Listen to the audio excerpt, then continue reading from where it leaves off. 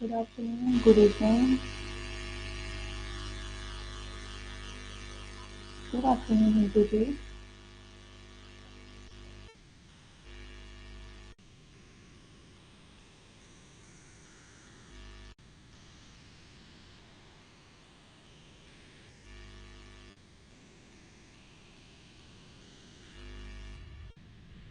जल्दी जल्दी सब लोग जुड़ जाइए and then we start our class. Good evening, Rakhi ji. How are you?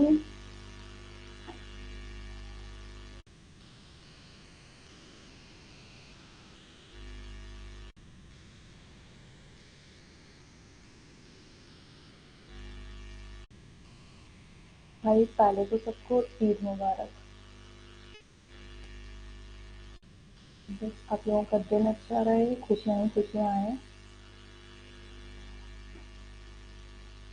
जल्दी जल्दी जुड़ जाइए and then we start our class. मैं बढ़िया हूँ।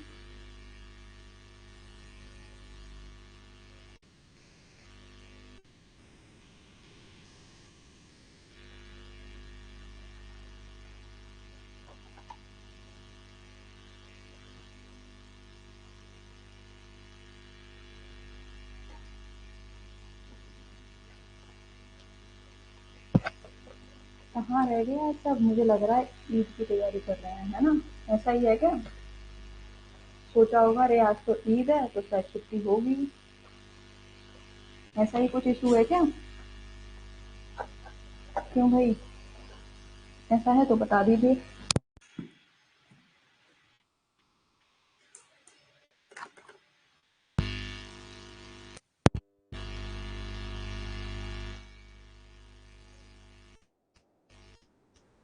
सो let's we start our class. आज बड़ा इंटरेस्टिंग टॉपिक कवर करने वाले हम लोग, पता है? कल हम लोगों ने पढ़ा था कि न्यूट्रिएंट्स क्या होता है, लेकिन उससे पहले you can follow fill form app Instagram, ठीक है?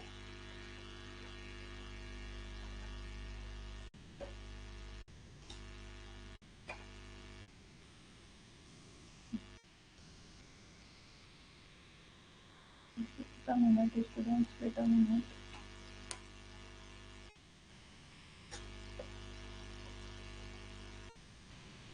ओके,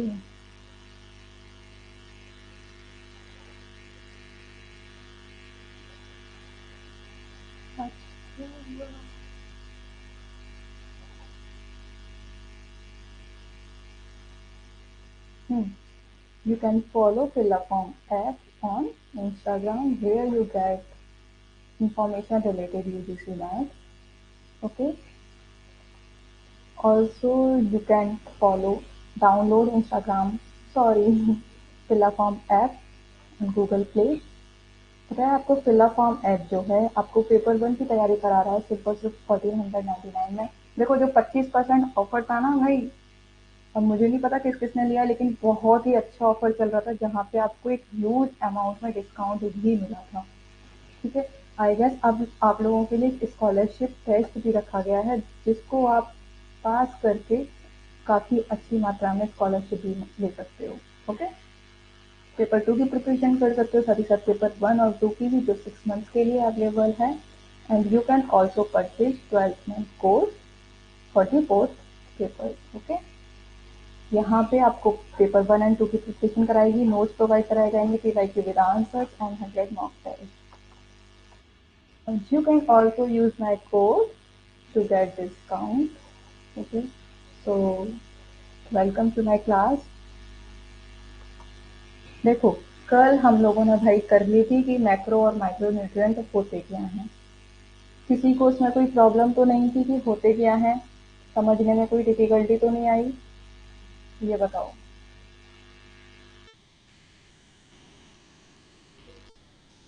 बाकी के आज कहाँ रह गए, ये समझ नहीं आ रहा मुझे।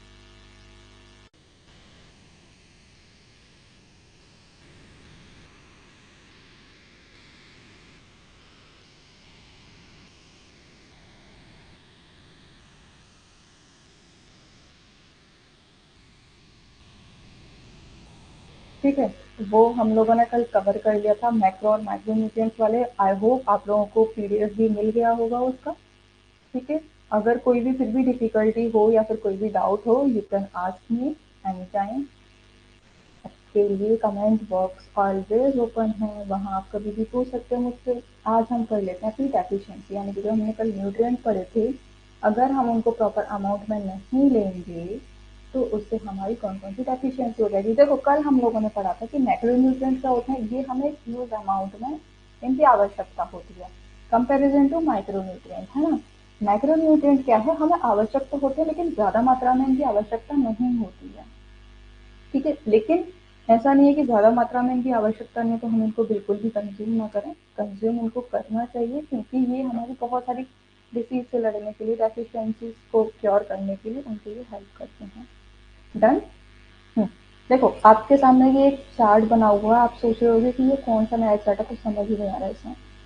आप लोगों ने हमेशा ये तो पढ़ा होगा कि मिनरल्स डेफिशिएंसी से आपकी डिफरेंट डिफरेंट डेफिशिएंसीज होती हैं, है ना। माउथ पे हो जाती है, हेयर लॉस होते हैं, ये सारी चीज़ें होती हैं। लेकिन आज मैं आपके लिए कुछ अलग सा लेकर आई हूँ कि आपको इमोशनल, मैंने इनको कैटेगराइज कर दिया है कि इमोशनल आपकी डेफिशिएंसीज कौन सी होती हैं। अगर सेंसरीज की देखें तो सेंसरी कौन सी हो जाएंगी, है ना। फिजिकल आपकी कौन सी हो जाएंगी, मसल्स की कौन सी हो जाएंगी, जॉइंट्स की कौन सी हो जाएंगी।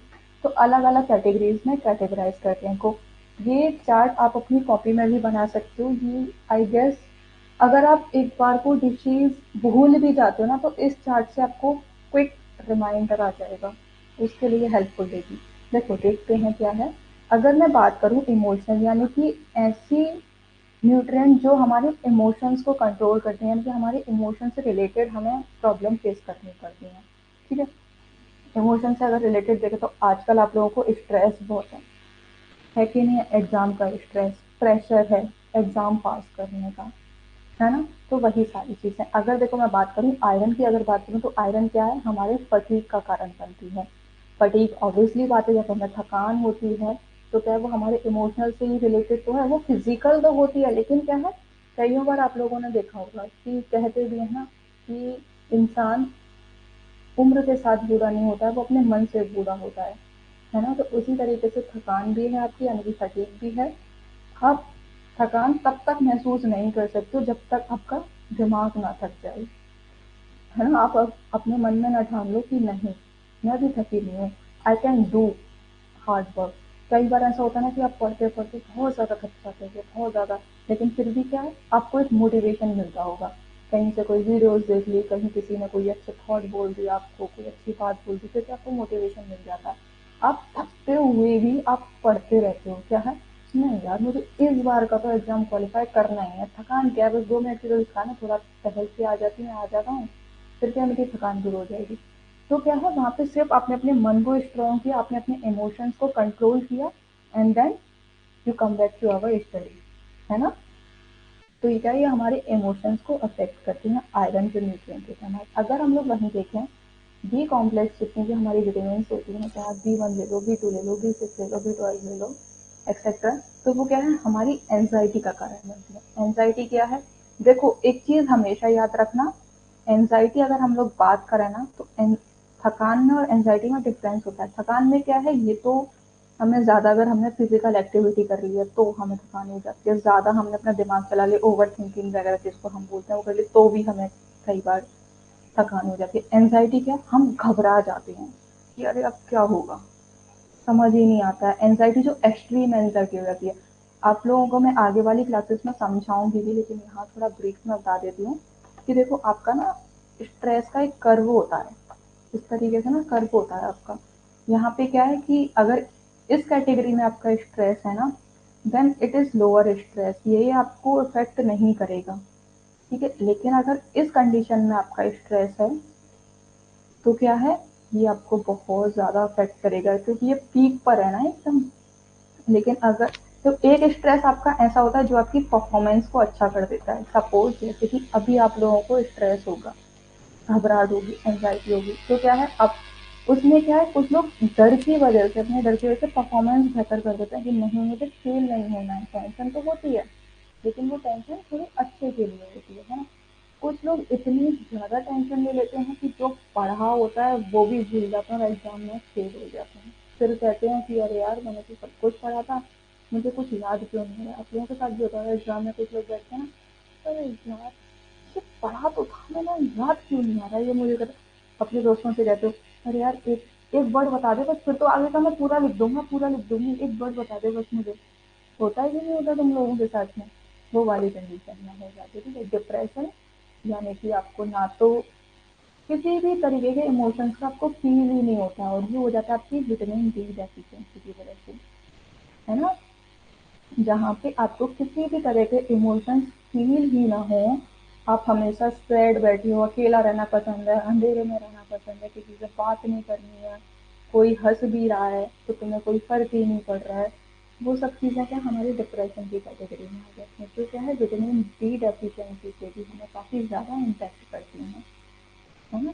तो और अगर मैं बात करूँ पुअर मेमोरी की, तो पुअर मेमोरी हमारी इसका रिजल्ट देती है vitamin D and D complex. एक और मैं यहाँ पे चीज़ इंक्लूड करूंगी which is iodine,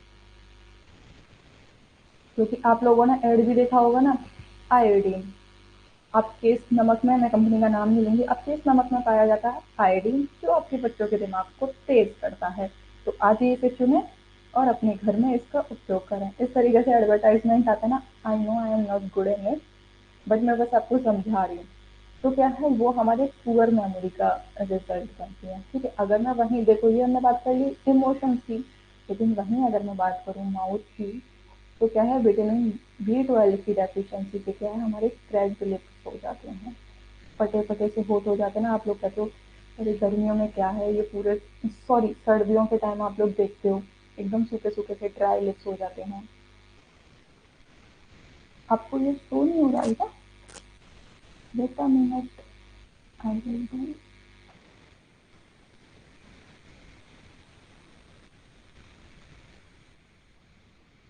I guess अब हो रहा होगा आपको। देखो एक बार, ये लीजिए मैंने थोड़ा और कर दिया आपके लिए।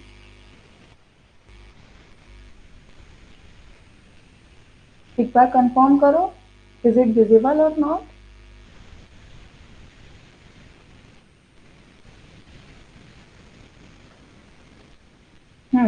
ओके। एंड एक और क्या देखते हैं? Okay okay done.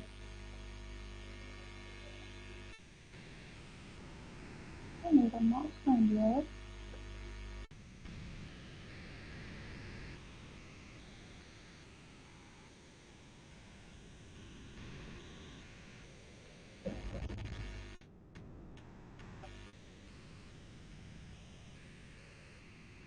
अब तो ये जूम करने से भाई क्या हो रहा है,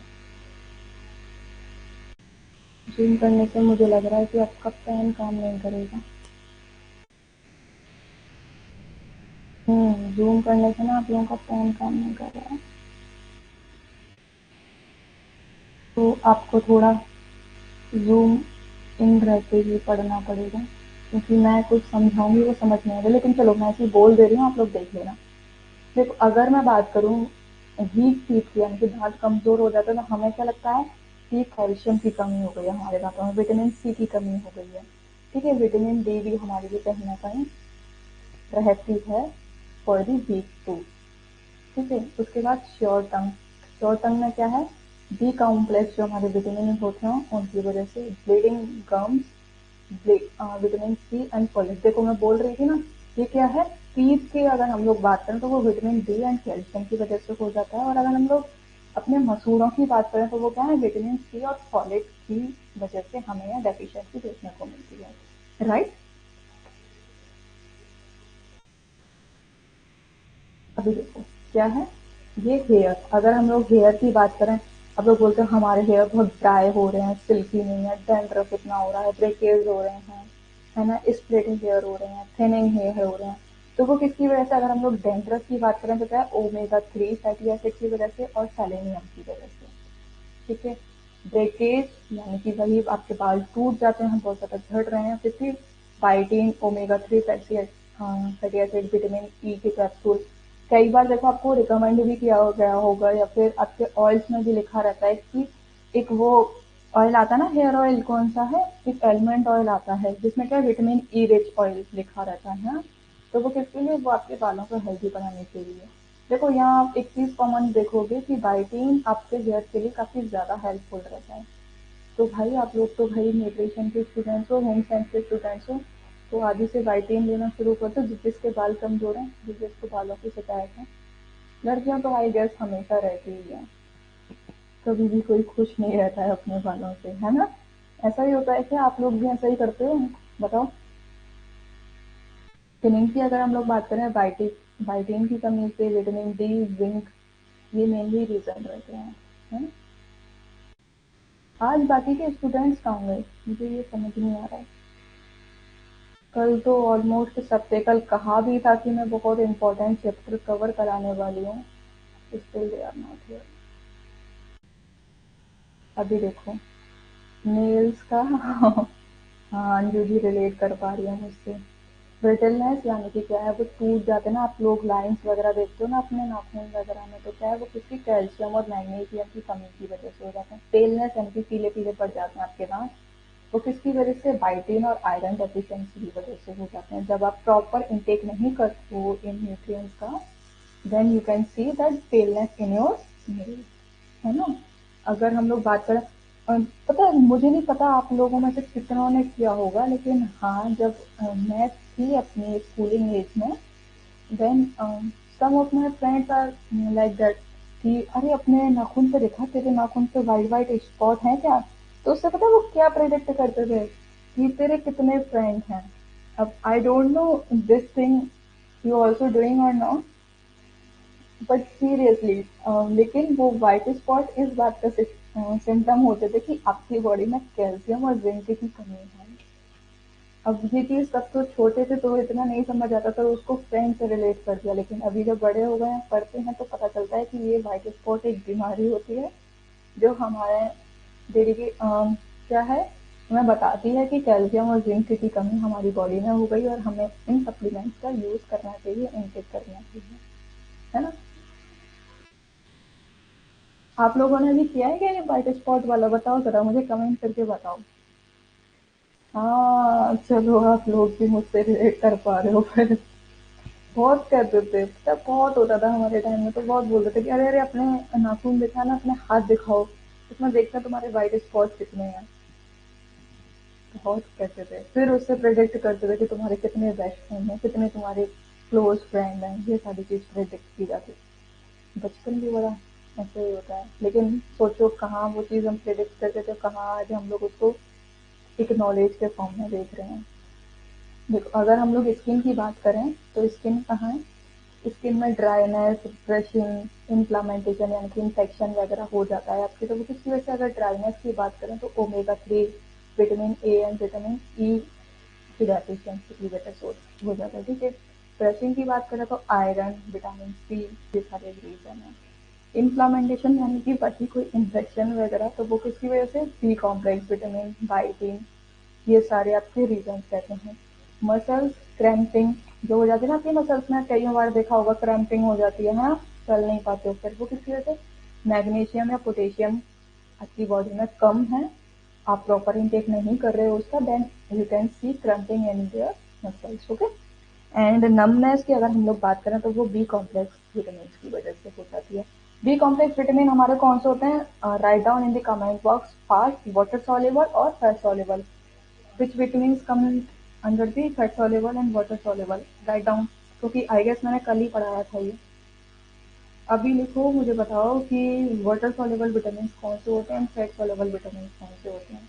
और बी कॉम्प्लेक्स फैट सॉल्युबल के अंदर आएगा या फिर वाटर सॉल्युबल के अंदर आएगा? चलो आज आपका टेस्ट नहीं कर लेते हैं। Yes, water soluble. स्विचिंग क्या होता है? ये बी कॉम्प्लेक्स विटामिन की वजह से भी देखने को मिलते हैं, कैल्शियम की कमी से भी, मैग्नीशियम, विटामिन डी की वजह से। जॉइंट्स का देख लेते हैं, यानी कि जो हमारे जॉइंट्स रहते हैं उनमें स्वेलिंग और क्लिकिंग किसकी वजह से? स्वेलिंग की बात करें तो बी कॉम्प्लेक्स एंड पोटेशियम की वजह से। हाँ, एग्जैक्टली। आप तो भाई मुझे लग ही रहा है आप प्रॉपर पढ़ाई कर रहे हो, और आई गेस आपके मार्क्स भी अच्छे आए थे, है ना? जो अभी हम लोगों ने एमसीक्यूज किए थे। इतनी मेहनत करते रहो, डेफिनेटली आपका क्लियर होगा exam, and I believe in that. लेकिन की अगर हम लोग बात करें तो क्या है, मैग्नीशियम और ओमेगा 3 की वजह से, अगर आईज की हम लोग बात करें तो आईज क्या है, डार्क सर्कल। भाई देख लो, जो देर रात तक जगता है ना, एग्जैक्टली, यस, देखो कीड़ा से कितनी जल्दी याद होगा ना आपको पहले। अच्छा बताओ, आप स्टार्टिंग से इसी तरीके से याद करते थे या फिर ये ट्रिक जानने के बाद में इस तरीके से याद करने लगे हो, बताओ। देखो, अब अगर तुम लोग देर रात तक जाग रहे हो और फिर आपको सुबह उठते ही डार्क सर्कल हो जाए, तो क्या है भैया, आप समझ जाओ, एक तो तुम्हें जल्दी सोना है और दूसरा क्या है, आपको आयरन इनटेक बढ़ा देना है। आयरन डेफिशिएंसी तो मोस्टली गर्ल्स में ज़्यादातर देखी जाती है कंपेरिजन टू बॉयज, है ना। पुअर विजन की बात करें हम लोग तो vitamin A and D, okay, ये इसके रीजन रहते हैं। अरे वाह, चलो अच्छा है।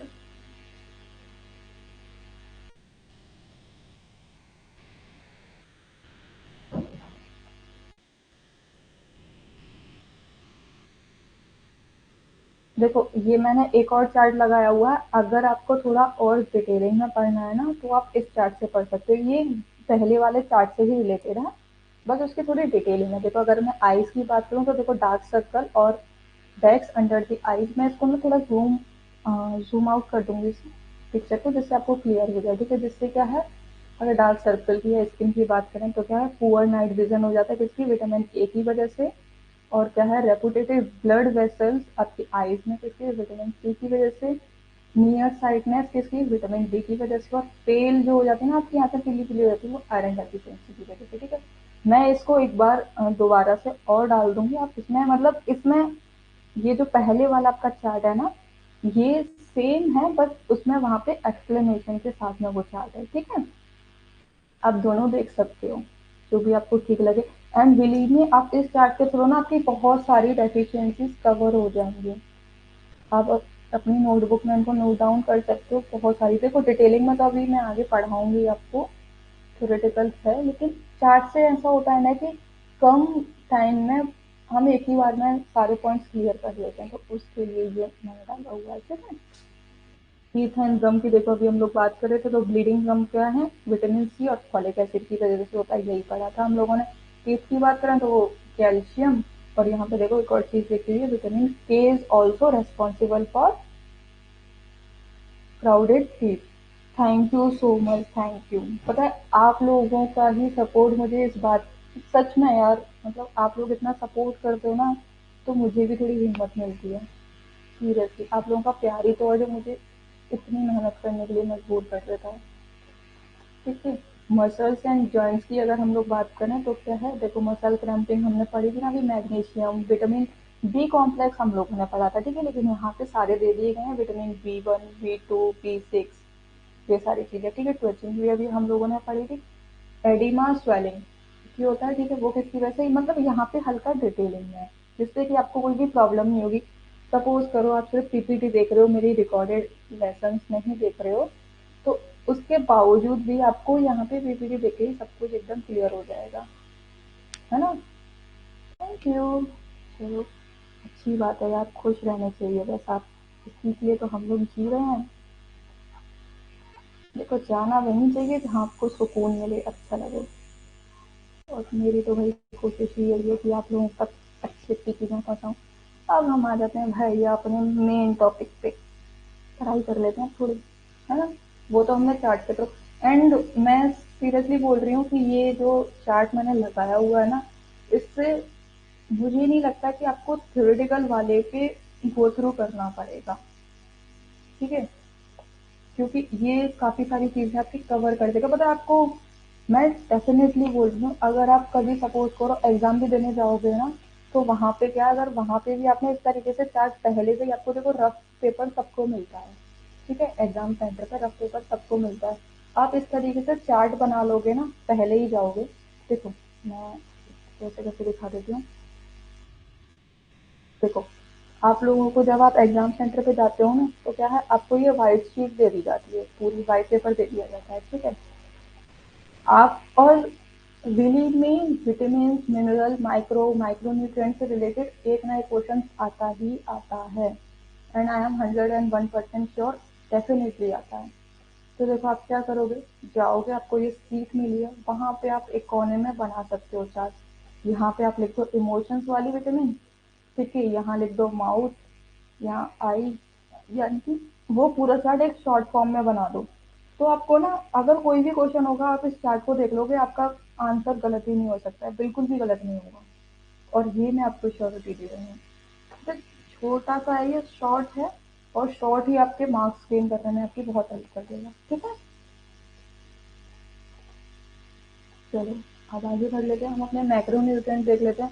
देखो वैसे तो मैक्रो न्यूट्रिएंट्स क्या है, ज़्यादातर इनकी डेफिशिएंसी ज़्यादातर इसमें कॉन्स्टिपेशन के फॉर्म में आ गई है ना, लूज मोशन, ये सारी इन फॉर्म में आ जाते हैं। लेकिन ज़्यादातर जो मेन हम लोग पढ़ेंगे, मेन फोकस जो करेंगे हम लोग माइक्रो न्यूट्रिएंट्स वाली पे अपनी करेंगे। ठीक है, अगर हम लोग बात करें मैक्रो न्यूट्रिएंट्स में क्या है, कार्बोहाइड्रेट होता है हमारा, आता है कि नहीं, कल पढ़ा था।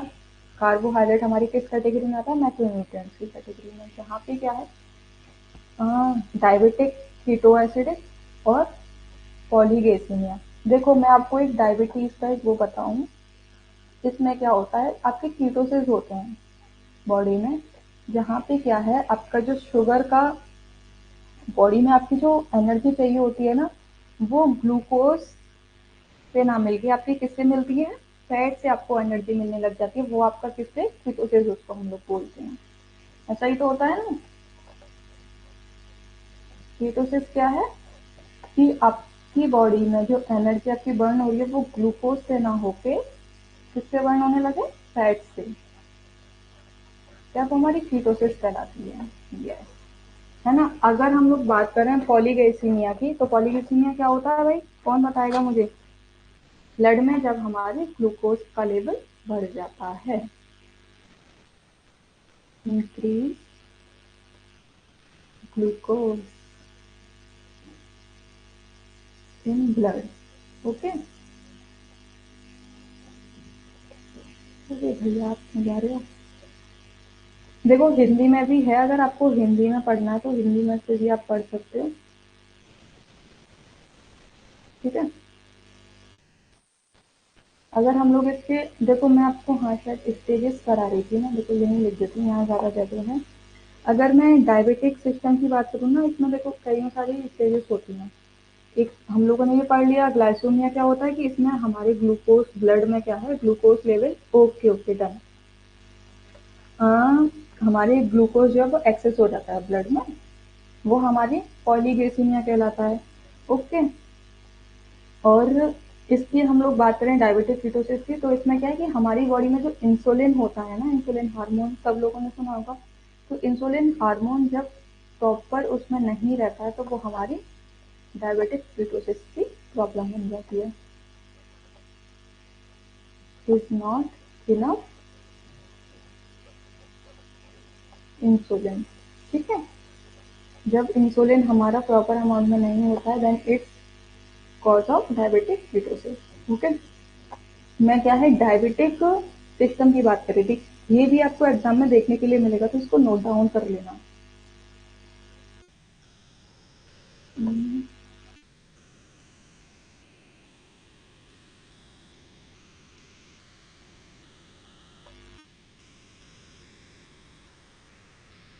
इसमें ना बहुत सारी कंडीशन आपको देखने को मिलेंगी, लेकिन नाम से ना कंफ्यूज मत होना। एक होता है आपका पॉलीयूरिया, आई गेस आप लोगों ने सुना होगा। क्या है, पॉलीयूरिया।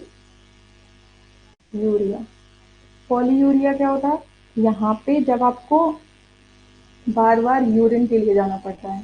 ठीक है,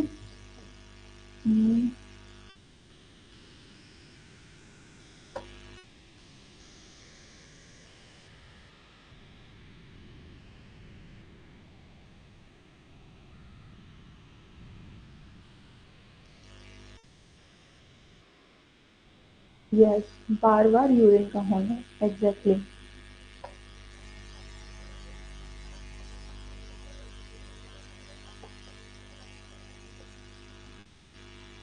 ठीक है, वो होता है आपका पॉलीयूरिया। कंफ्यूज मत होना इसमें। ठीक है, वहीं पे एक और क्या होता है आपका,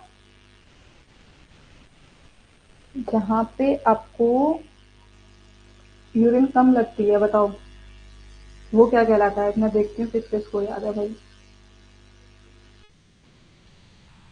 टेस्ट करते हैं आप लोगों का आज।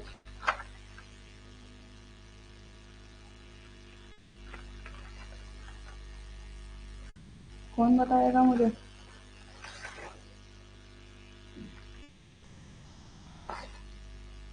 यस, चलो, आप तो डेफिनेटली आप सच में पढ़ाई कर रही हो। वो था आपका पॉलीडिप्सिया।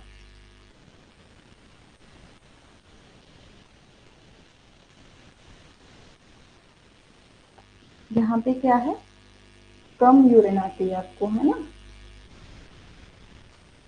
ये हो गया आपका फर्स्ट। और एक होता है कीटोसिस, मैंने आपको बता दिया। और डिहाइड्रेशन क्या होता है आपका, ये डायबिटीज में होते हैं ना ये सारी चीजें। डिहाइड्रेशन क्या है, कम मुंह सूख जाता है आपको, कम प्यास, वो सारी चीजें सूखना या फिर पानी की कमी।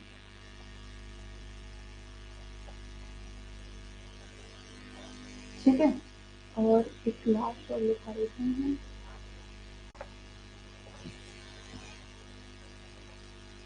एक वही कीटोसिस मैंने लिखा दिया यहाँ पे, इसलिए है, ठीक है।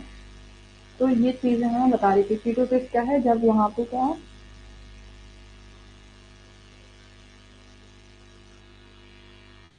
हाँ, ज्यादा प्यास भी लगना और कम यूरिन, वही चीजें यहाँ पे हो जाती हैं।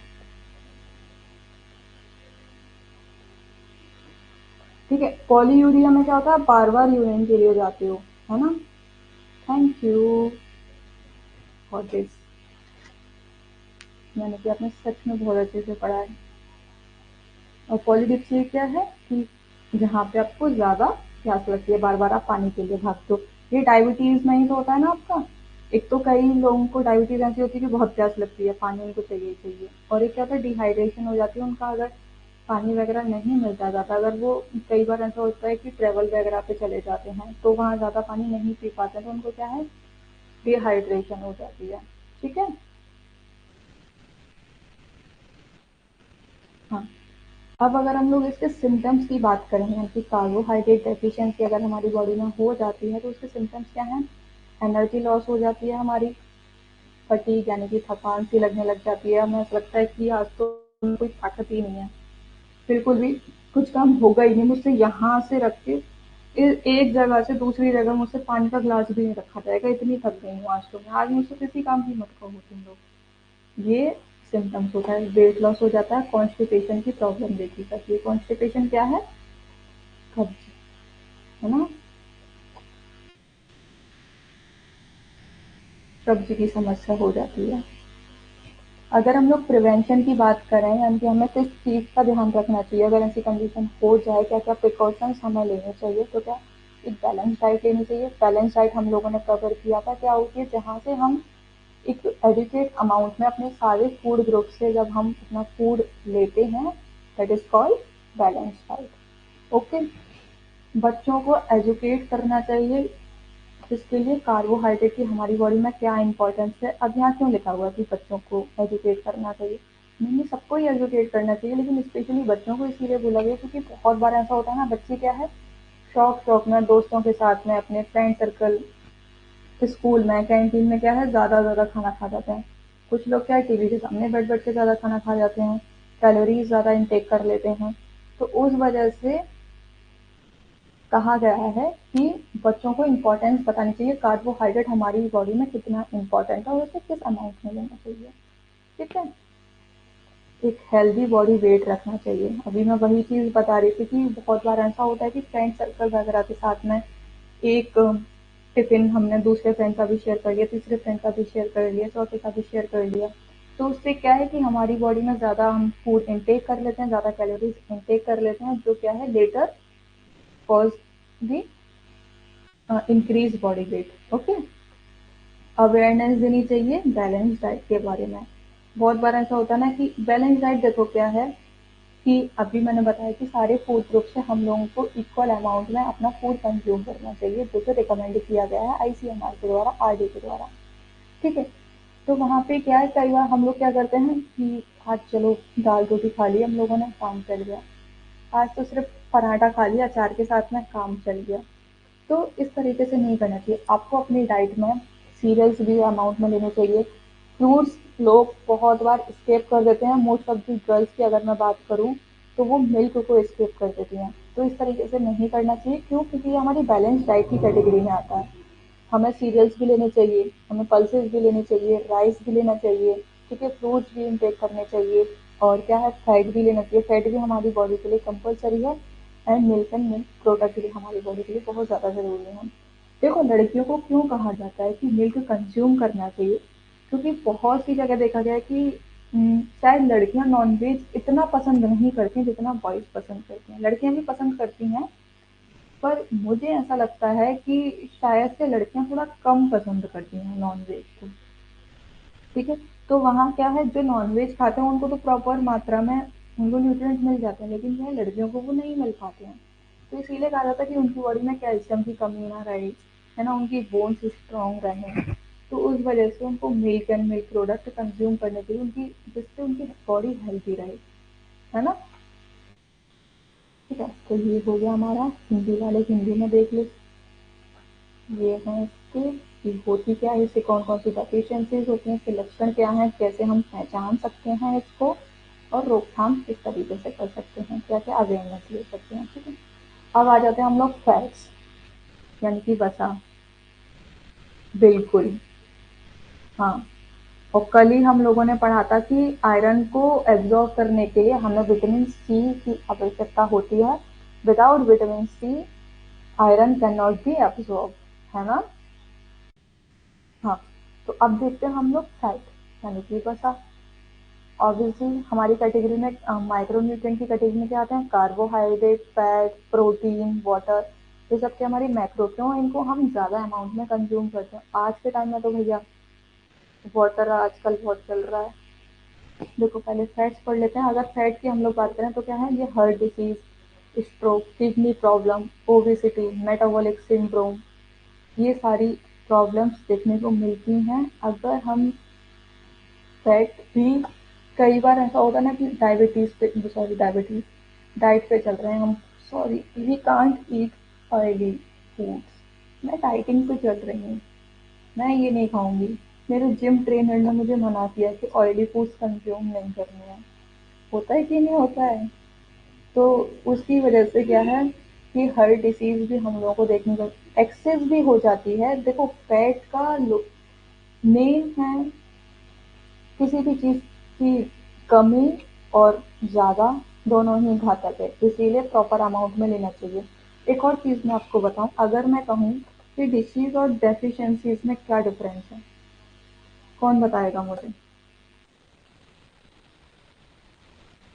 हाँ, बहुत सारी प्रॉब्लम हो जाती हैं। तभी तो कहते हैं ना कि आपके दिल को हेल्दी रहना है तो आप इतनी ज़्यादा ऑयली चीज़ें मत खाओ। कहते हैं ना, कोलेस्ट्रॉल जम जाएगा, कोलेस्ट्रॉल लेवल ज़्यादा हो जाएगा, आपके हार्ट के लिए घातक है, वो प्रॉपर वहाँ पे हार्ट फंक्शनिंग नहीं हो पाएगी अगर आप ज़्यादा फैट इंटेक करोगे। तभी तो मेरे ख्याल से बहुत सारे ऑयल के एडवर्टाइजमेंट भी आते हैं जो आपको बताते हैं कि आपके हार्ट के लिए एकदम बढ़िया है, इससे आपको किसी भी प्रकार की कोई भी बीमारी नहीं होगी, आपकी बॉडी के लिए हेल्दी है ना। देखो, अगर मैं बात करूँ डिसीज और डेफिशिएंसी की, डिसीज क्या होती है, यहाँ पे क्या है, ज़्यादा अगर हम कंज्यूम कर लेते हैं तो उसकी वजह से बीमारी हो जाते हैं। और डिसीज, ठीक है, यानी कि एक्सेसिव। एंड डेफिशिएंसी की बात करें तो नाम से ही क्लियर हो रहा है भाई, यानी कि कम नहीं होना। ये डिफरेंट डिसीज यानी कि ज़्यादा मात्रा में कंज्यूम करने से, और डेफिशिएंसी कम होने से। ओके, हाँ। ये ओबेसिटीज आप लोगों ने देखी है ना, हम लोग तभी तो बीएमआई मेजर करते हैं ना, कि बीएमआई कितना। कई बार ऐसा हो जाता है, कुछ कुछ लोग देखने में फैटी लगते हैं, हेल्दी लगते हैं, लेकिन जब हम उनका बीएमआई कैलकुलेट करते हैं तो वो एक नॉर्मल की रेंज में आते हैं। क्यों? क्योंकि बेशक वो दिखने में थोड़े हेल्दी हो सकते हैं, लेकिन उनकी हाइट के अकॉर्डिंग हो सकता है कि वेट जो है उनका अभी तक उन्होंने जो पुट ऑन वगैरह है वो नॉर्मल हो, इसीलिए हम लोग बीएमआई भी कैलकुलेट करते हैं। बीएमआई की फुल फॉर्म क्या होती है? मेटाबॉलिक, बेसिक मेटाबॉलिक इंडेक्स, है ना।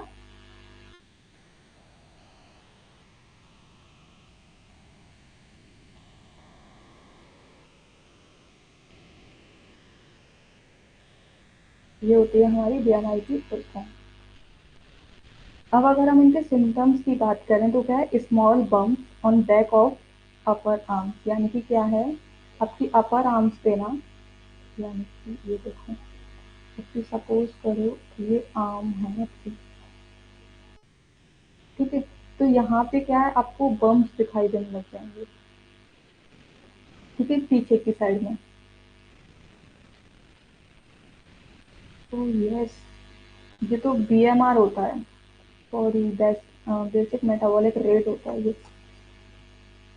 आज तो पता नहीं क्या ही हो गया है, शायद मुझे लग रहा है कि मैं ईद के उसमें चली गई हूँ।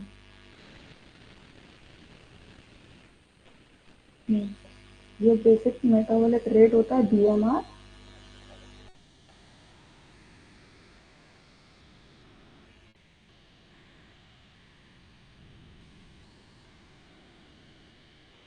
और बीएमआई होता है आपका बॉडी मास इंडेक्स,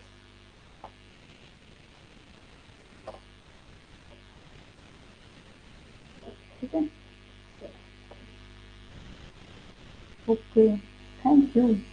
हाँ, अगर हम लोग सिम्टम्स की बात करें तो क्या है, small bumps on back of the upper arm, ठीक है, वेरिएशन ऑफ स्किन, वही चीज़ अभी यहाँ बोली गई, ठीक है, हमारी स्किन में भी वेरिएशन देखने को मिल जाती है। कई बार ऐसा हो जाता है कि हम लोगों ने अगर फैट कंज्यूम करना छोड़ दिया, तो आप लोग देखते हो ना, कई बार पिंपल्स वगैरह ये सारी प्रॉब्लम देखने को मिल जाती है ना। और क्या है, ऑयली एंड ड्राई स्किन भी हो जाती है, कुछ कुछ लोगों की स्किन ऑयली होती है, कुछ कुछ लोगों की ड्राई हो जाती है। तो जो लोग जिनकी ऑयली स्किन होती है उनको कहा भी जाता है कि आप थोड़ी ऑयली चीज़ें थोड़ा कम कंज्यूम किया करें, क्योंकि ऑलरेडी उनकी जो बॉडी है वो ऑयल प्रोड्यूस कर रही है ना।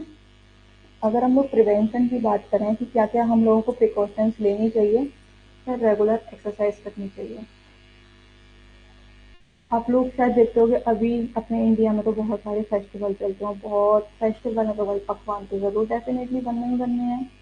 तो क्या है, घर में रह के जो होस्टलर होते हैं वो फेस्टिवल्स पे मोस्टली घर पे जाते हैं, तो क्या है, वहाँ पे बहुत सारा पकवान बनता है, वो खा के आ जाते हैं, फिर कहते हैं अरे यार तुम तो हॉस्टल वापस जाते हैं, फिर कहते हैं अरे घर पे लगता है अच्छे से खाते गारी हो गई है, मोटे होके आ रहे हैं, है ना। तो क्या है कि ज़्यादा कंज्यूम करने से भी क्या है, अगर हम फैट को कंज्यूम करेंगे ज़्यादा अमाउंट में और उसके बदले किसी भी प्रकार का कोई भी फिजिकल एक्टिविटी नहीं कर रहे हैं, तो वो हमारा क्या है, वेट इंक्रीज करने की तरफ ले जाता है, ठीक है, जो क्या है हमारे ओबेसिटी का भी कारण बन सकता है। इसीलिए कहा जाता है कि रेगुलर एक्सरसाइज करनी चाहिए। रेगुलर एक्सरसाइज करने से पता है बहुत ज़्यादा फायदे होते हैं, एक तो प्लस आपके माइंड को भी ये हेल्दी रखता है, बॉडी के साथ साथ माइंड को भी हेल्दी रखता है, आपका फोकस बढ़ता है। आप अगर किसी चीज़ को सिर्फ 10 मिनट तक कर पा रहे हो ना, आप उसको आधे घंटे तक 1 घंटे तक आराम से कर लोगे। व्हेन यू डूइंग एक्सरसाइज, लोग कहते हैं कि एक्सरसाइज कर लिया अब तो थकान हो गई, इवन थकान चली जाती है। वेरी गुड, बहुत अच्छा है। इवन मैं भी करती हूँ, पता है, मुझे तो लोग कई बार ये भी कह देते हैं अरे तुम्हें क्या ज़रूरत है एक्सरसाइज वगैरह की, तुम तो वैसे ही पतली हो। तो मैं कहती हूँ अरे यार, एक्सरसाइज पतलू तो क्या, एक्सरसाइज नहीं करें हम, एक्सरसाइज अच्छी रहती है। इवन आपको इससे कुछ, आपसे ये ले या ना ले, लेकिन आपको देती बहुत कुछ है एक्सरसाइज, बस आपसे वक्त मांगती है और कुछ भी नहीं लेती आपसे, वक्त के अलावा और कुछ भी नहीं लेती है, लेकिन बदले में आपको देती बहुत कुछ है।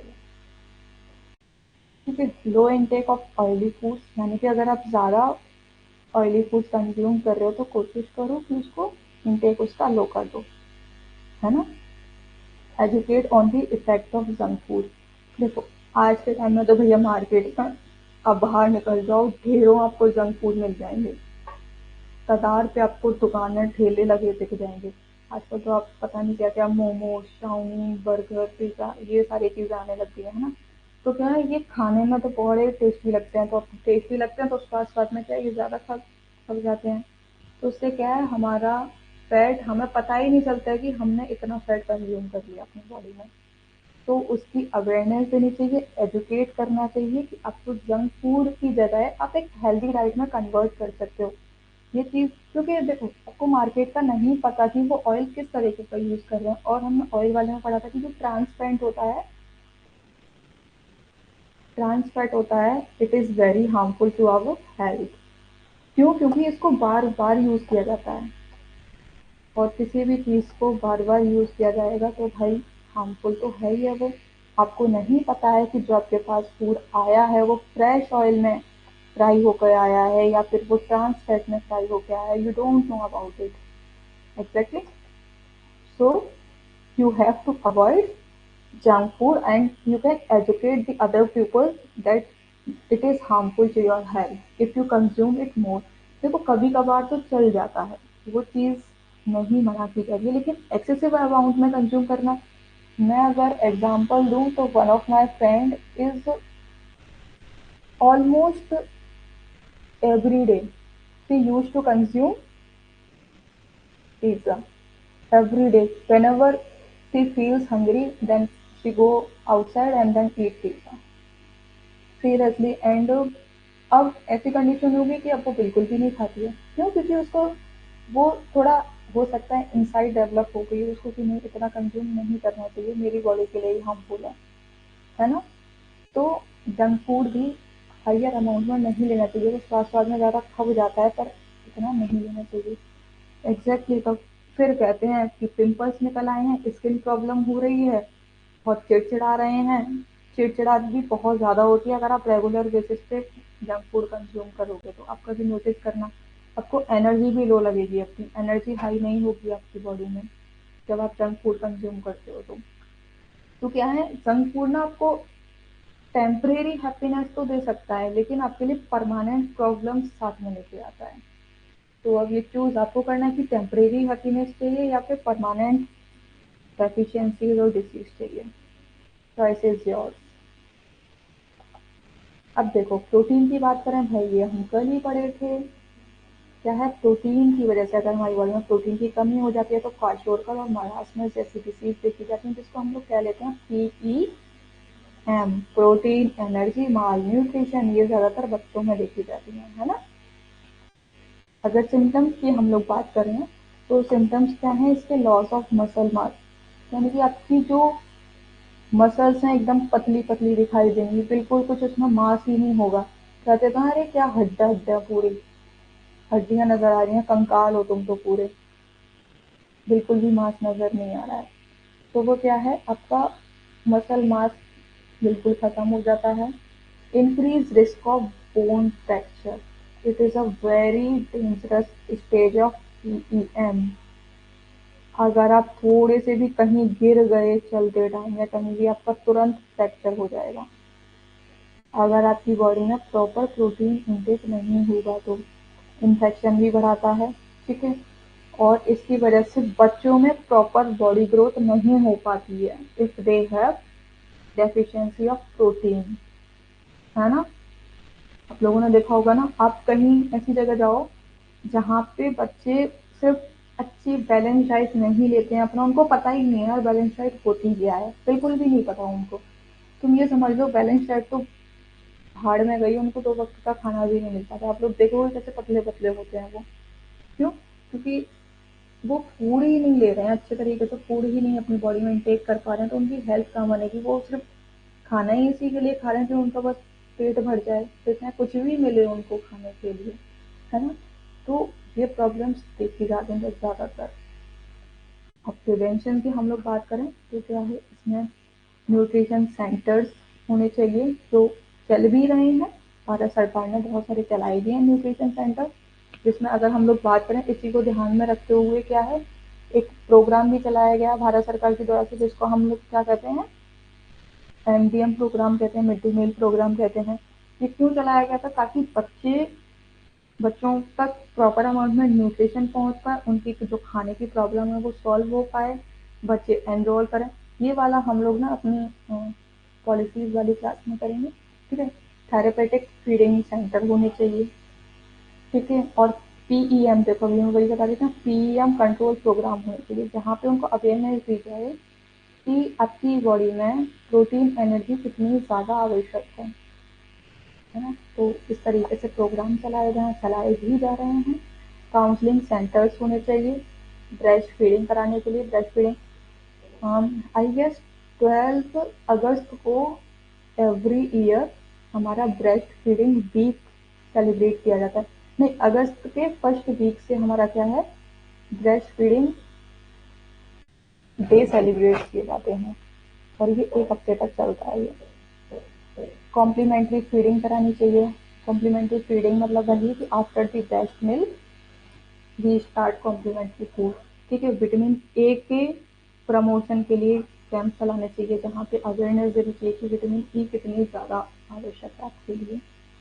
ठीक है, ये सारी चीज़ें थी हमारी, ये हिंदी में है।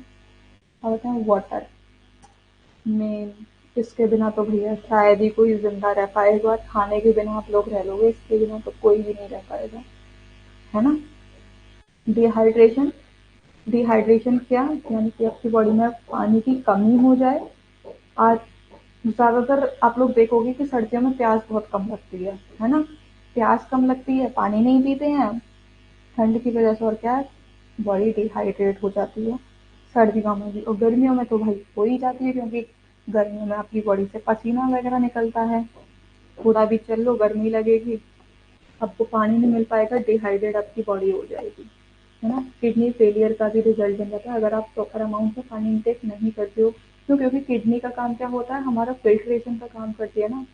तो जब आपकी बॉडी में वाटर ही नहीं होगा तो वो फिल्ट्रेशन का काम कहाँ से करेगी, है ना। सिम्टम्स की अगर हम लोग बात करें तो क्या है, ड्राई माउथ हो जाता है, डेजीनेस हो जाती है, यानी कि भाई चक्कर वगैरह आने लग जाते हैं आपको, और कंफ्यूजन, आप करना कुछ और चाहते हो, अगर आपको डिहाइड्रेशन है, पानी की कमी है, करना कुछ और चाहते हो, वो कुछ और ही जाता है ना। हाँ, एग्जैक्टली। देखो, जब किडनी स्टोन होते हैं तब आपको क्यों कहा जाता है कि अब जितना हो सके आप उतना पानी इंटेक करो, वाटर इंटेक करो, क्यों कहा जाता है, क्यों, क्योंकि जो आपकी बॉडी में जो स्टोन्स हैं वो बाहर निकले आपके, है ना, यूरिन के थ्रू वो एक्सक्रीट हो जाएं, इसीलिए कहा जाता है कि आप ज़्यादा से ज़्यादा अमाउंट आप पानी का इंटेक करो, जिससे कि वो आपके स्टोन्स गलाने में हेल्प करे, बाहर निकालने में हेल्प करे। ठीक है। प्रिवेंशन की अगर हम लोग बात करें, रेगुलर डाइट लेनी चाहिए। ठीक है, सेफ ड्रिंकिंग वाटर, यानी कि आप जैसे कि अभी गर्मी चल रही है तो आप प्लेन वाटर कंज्यूम करने के बजाय आप ग्लूकोज वाटर पी सकते हो, है ना। जूसेस चल रहे हैं मार्केट में, जूस पी सकते हो। तो ये क्या है, आपकी बॉडी में जा तो लिक्विड ही का है ना, जा तो वो वाटर के फॉर्म में ही रहा है, बेशक वो जूस हो या ग्लूकोन डी पाउडर हो, कुछ भी हो, लेकिन है तो वो वाटर ही ना। तो उससे क्या है, आपकी बॉडी में वाटर डेफिशिएंसी नहीं होगी, और आपको डिहाइड्रेशन की प्रॉब्लम भी नहीं देखने को मिलेगी। ठीक है। अवेयरनेस कैंपेन चलानी चाहिए। सिर्फ देखो, अवेयरनेस कैंपेन तो आपकी हर डेफिशिएंसी में आएगा ही आएगा, ये तो आपका एक मेन पॉइंट है।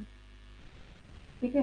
वाटरी फ्लूइड्स इन बॉडी, यानी कि इसके लेके कॉन्सिक्वेंसेज रखने चाहिए, यानी कि इनकी अवेयरनेस देनी चाहिए, बतानी चाहिए कि किस तरीके से आपके वो, वैसे तो देखो रिकमेंड किया गया है कि पर डे आपको 6 to 7 लीटर वाटर कंज्यूम करना चाहिए फॉर दी हेल्दी बॉडी, ये रिकमेंड किया गया है 6 to 7 लीटर ऑफ वाटर। अगर इतना कंज्यूम कर रहे हो तो इससे आपका बॉडी भी हेल्दी रहेगी और बॉडी वेट भी आपका नॉर्मल रहेगा। ठीक है। नहीं, 6 to 7 कहा जाता है, इतना हालांकि कोई कर नहीं पाता है, शायद नहीं पी पाते हैं कोई भी, 6 to 7 लीटर तो सही है।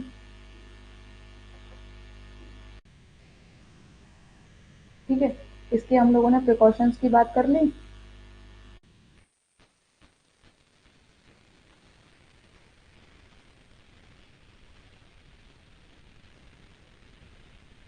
अब देखते हैं नेक्स्ट, माइक्रो न्यूट्रिएंट एफिशिएंसी।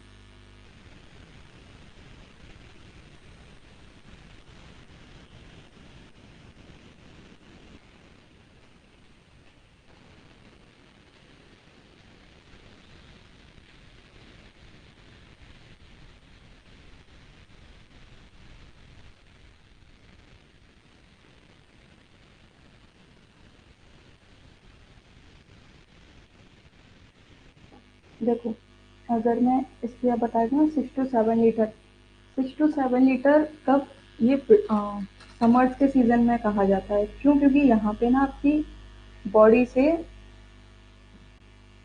क्या होता है कि पसीने के फॉर्म में, बहुत सारे फॉर्म में आपकी बॉडी से वाटर है वो बाहर निकलता है ना।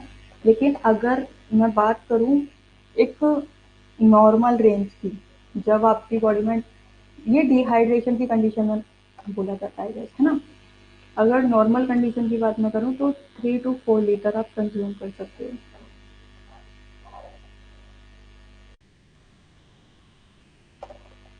ये चीज़ होती है। 6 to 7 देखो, जैसे कि जो फिजिकल एक्टिविटीज करते हैं, कि स्पोर्ट्स पर्सन होते हैं, उनको पानी इनटेक ज़्यादा ज़रूरत होती है। एथलीट, स्पेशली एथलीट्स को, क्योंकि उनका ऑब्वियसली काम है, उनका रेसिंग का काम होता है, भागने का काम होता है ना, जंपिंग वगैरह ये सारी चीज़ें करते हैं, तब ये कहा जाता है। Okay, now is it clear to you? तो कंफ्यूजन नहीं है ना कोई भी? देखो, माइक्रो न्यूट्रिएंट डेफिशिएंसी हम लोगों ने मैक्रो कर ली, अब हम करते हैं अपनी माइक्रो न्यूट्रिएंट। माइक्रो न्यूट्रिएंट्स में हम लोग पहले ना वो मिनरल्स वगैरह ये हैं उनकी कर लेते हैं, ठीक है। उसमें देख लेते हैं आयोडीन। आयोडीन डेफिशिएंसी, आयोडीन की कमी से क्या हो जाता है? आयोडीन हमारे किस में पाया जाता है? सॉल्ट में, है ना। जिसको क्या है, फोर्टिफिकेशन के द्वारा हम लोग अपनी बॉडी में इंटेक करते हैं। सॉल्ट में आयोडीन का फोर्टिफिकेशन ही तो किया जाता है ना, तभी तो कहा जाता है ना कि सॉल्ट कंज्यूम करो। गोइटर की प्रॉब्लम हो जाती है, स्टिल बर्थ, ठीक है, और बर्थ डिफेक्ट की प्रॉब्लम्स देखी जाती हैं अगर आयोडीन आपकी बॉडी में प्रॉपर अमाउंट में ना हो तो। ये क्यों कहा जाता है? देखो, स्टिल बर्थ का रीजन क्यों बन जाता है? क्योंकि बच्चे के माइंड डेवलपमेंट के लिए बहुत ज़्यादा हेल्पफुल होते हैं। अभी मैं देखो स्टार्टिंग में भी शायद आपको बताया था, जब मैं चार्ट के थ्रू समझा रही थी आपको, कि ये हमारी मेमोरी के लिए काफ़ी ज़्यादा इंपॉर्टेंट होता है, हमारे माइंड डेवलप में आयोडीन बहुत हेल्प करता है। इसीलिए आयोडीन इनटेक करना चाहिए, लेकिन एक्सेसिव में नहीं। अगर एक्सेसिव में हम लोग कर लेंगे तो क्या है, हमको हाई हाई ब्लड प्रेशर की प्रॉब्लम भी देखने को मिल जाती है। होता है कि नहीं होता है? हाई बीपी पेशेंट को कहा जाता है ना कि आप थोड़ा सॉल्ट इनटेक कम कर दें, लोअर कर दें, क्योंकि इससे आपको क्या है, हाई ब्लड प्रेशर हो रहा है। तभी तो हाई बीपी वालों को क्या है, शुगर कैंडीज वगैरह ये रिकमेंड की जाती हैं, ना कि सॉल्टी। सिम्टम्स की अगर हम लोग बात करें तो फटीग एंड वीकनेस हो जाती है, हेयर लॉस होता है, ड्राई हो जाते हैं, फ्लैकी स्किन हो जाती है, यानी कि क्रैक क्रैक हो जाते हैं, एकदम ड्राई ड्राई स्किन हो गई आपकी, फ्लैकी फ्लैकी सी, क्रैकी क्रैकी सी दिखने लग जाती है। फीलिंग कोल्डर देन यूजुअल, यानी कि क्या है, अगर आपकी आयोडीन डेफिशिएंसी है ना, तो आपको सपोज करो कि अभी ये वेदर चल रहा है, मैं पंखे के साथ में बैठ सकती हूँ, ठीक है, मुझे इतनी ठंड नहीं लगेगी। लेकिन वहीं अगर आपकी आयोडीन डेफिशिएंसी होगी ना, तो हो सकता है उस पंखे में भी आपको ठंड लगने लग जाए। तो वो रीजन है यहाँ पे। चेंज इन हार्ट रेट, आपकी हार्ट रेट चेंज हो जाती है, यानी मैं वही अभी बता रही थी आपको, बीपी में भी आपके चेंजेस देखने को मिल जाते हैं, ठीक है। Trouble in learning and remembering, वो आगे ना वही माइंड वाली बात आ गई ना, कि अगर आपने आयोडीन कंटेंट पूरा नहीं लिया है आपकी बॉडी में, तो क्या है, आपको माइंड से रिलेटेड यानी कि लर्निंग से रिलेटेड प्रॉब्लम्स देखने को मिल जाएंगी, है ना। Unexpected weight gain, weight gain भी हो सकता है आपका। प्रिवेंशन की अगर हम लोग बात करें, optimal intake of dietary iodine, देखो वही आ गया, प्रेगनेंसी और लैक्टेशन के द्वारा हम लोगों को आयोडीन इनटेक करना चाहिए प्रॉपर अमाउंट में। अगर ऐसा हम नहीं करेंगे, आयोडीन डेफिशिएंसी रहेगी, तो हमें स्टिल बर्थ या बर्थ डिफेक्ट्स देखने के चांसेस मिल सकते हैं, है ना। और क्या है, strict monitoring in the quality of iodise salt.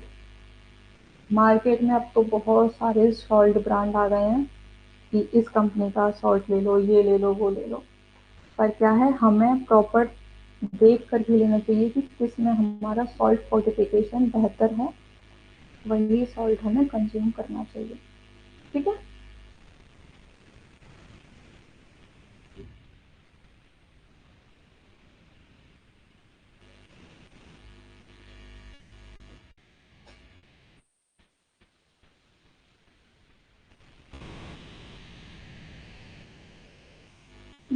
Sorry क्यों? सॉरी किस लिए कर रही हैं आप?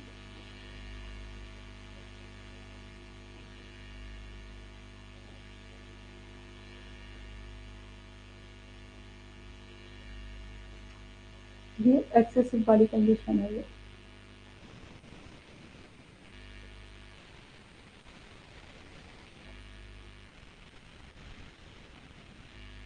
ठीक है,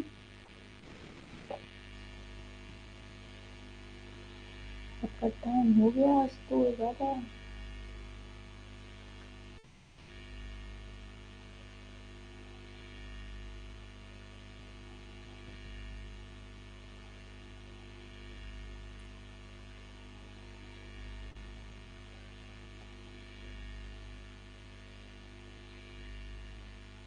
ओके ओके। हाँ, देखो ये जो अनएक्सपेक्टेड वेट गेन बता रहे हैं ना, जब आपको वही थायराइड की प्रॉब्लम देखने को मिल जाती है तब आपका ये वेट गेन हो जाता है ना?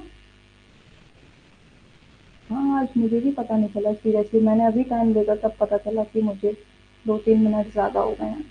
ये तो और भी पढ़ाना था। लेकिन मैं ना आपको ये पीडीएफ आज शेयर कर दूँगी। इसमें और भी कंटेंट है, आप उसको पढ़ लेना पहले ही, ठीक है? फिर हम जो आगे के पार्ट्स हैं वो मंडे को कंटिन्यू करेंगे। Okay? Till then take care and don't take stress, just chill and relax, enjoy करो चीज़ों को, ठीक है? बस परेशान मत होना किसी भी चीज़ को लेके। मैं ये पूरा आपको कंटेंट शेयर कर दूँगी, तो जिससे कि है अगर आपको पढ़ना होगा तो आप पढ़ भी सकते हो। लेकिन हम लोग आगे इसके आगे से यहाँ से कंटिन्यू करेंगे कल, ठीक है? आयरन से कंटिन्यू करेंगे। Okay? Bye bye, take care.